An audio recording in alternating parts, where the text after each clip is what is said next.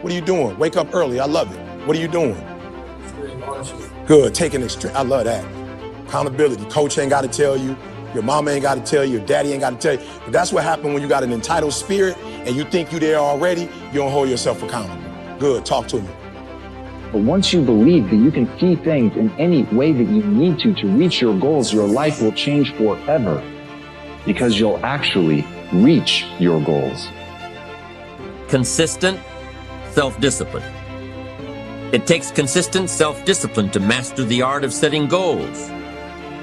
Good. Figure out your priorities. Give me some of your priorities. So you leaving the gym early. Give me an example sometime what you left the gym early for.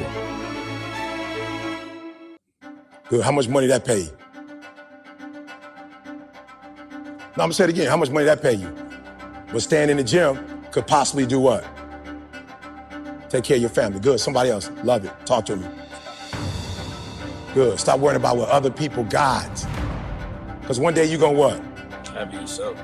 Bro, when I see these bros when I see them making paper, this is what my mama used to tell me. My mama say, if he got his mail, then that mean the mailman is on it.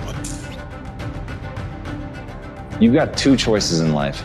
Choice one, you can become somebody else. Choice two, you can become yourself. Now, I really wish that there was only one choice, but in truth, there's not. And most people choose to try to become someone else because it's a roadmap.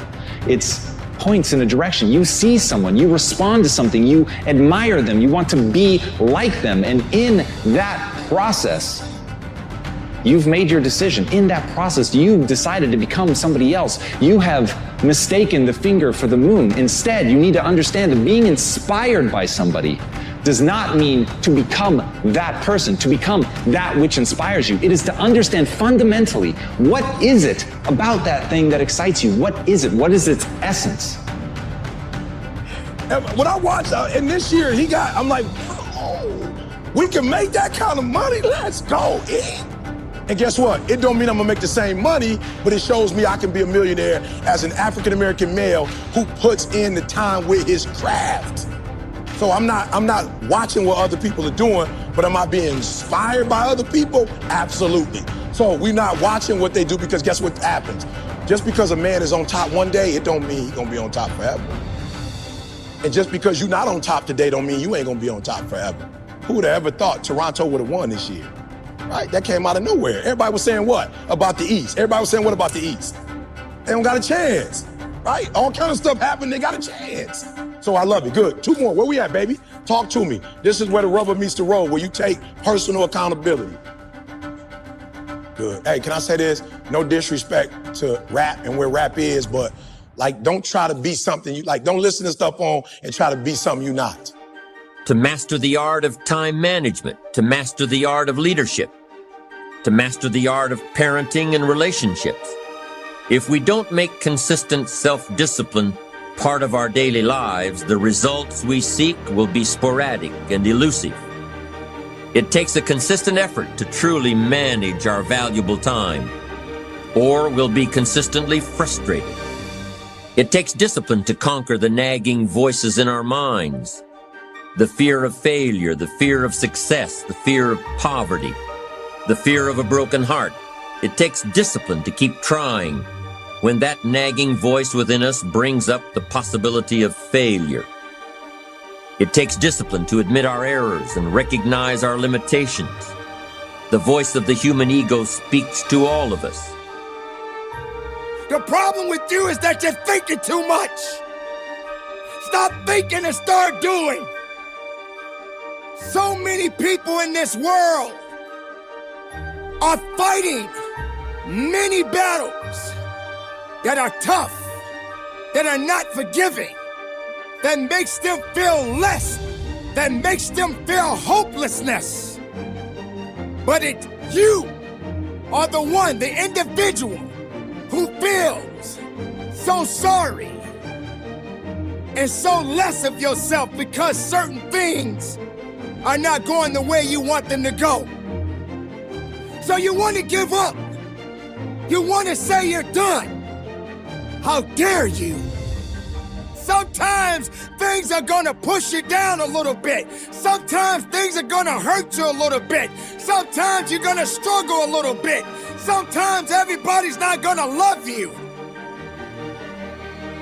And when you can find its essence, then you can find out how it would apply to you becoming you. And as Zen Shi says, a flower does not think about competing with the flower next to it. It just blooms. And that's really your job, is to see the outside world, to see the flower next to you, to understand the amazing things that are happening all around you, all of the incredible people and the essence of what they have, and what it is that they've done to bring inside yourself and find out what does that look like when it's me. Not what do I look like when I'm them. And once you understand the difference between that, then you can really begin to be something unique. You can become that thing that you were meant to be, that thing that makes you feel alive and whole. And that's it. That's the secret. You're just trying to be something, not that's just inspiring to other people, but that you actually want to wake up every day and be. And that's the fucking thing about it. There's no escaping you. Whatever you become, a lie, the truth, somebody else, yourself, whatever it is, you spend every day of your life there. Even though you're giving so much love to the world ain't giving you enough love back. Ask yourself, what is it so much of yourself that you have yet to give? How much more of yourself have you given? Do you feel that you made enough sacrifices? Do you feel that you're so weak and you're so miserable that you have nothing else left of yourself to push yourself forward? You don't have the right to stop living. This person you never known in your life is fighting every day for their lives. And you are complaining. You are worrying. You are stressing because your day is not going so great. But this person, this other individual, these other people in the world, their life is on the countdown. Sometimes the voice of ego says that we should magnify our value beyond our results. It leads us to exaggerate, to not be totally honest. It takes discipline to be totally honest, both with ourselves and with others. Be certain of one thing: every exaggeration of the truth, once detected by others, destroys our credibility and makes all that we say and do suspect.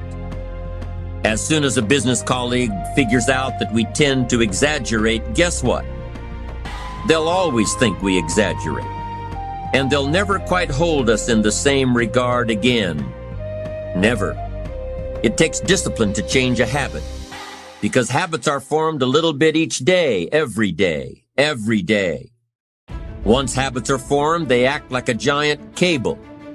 They act like a nearly unbreakable instinct that only long-term disciplined activity can change. But they're not down yet. They're still hoping for the best.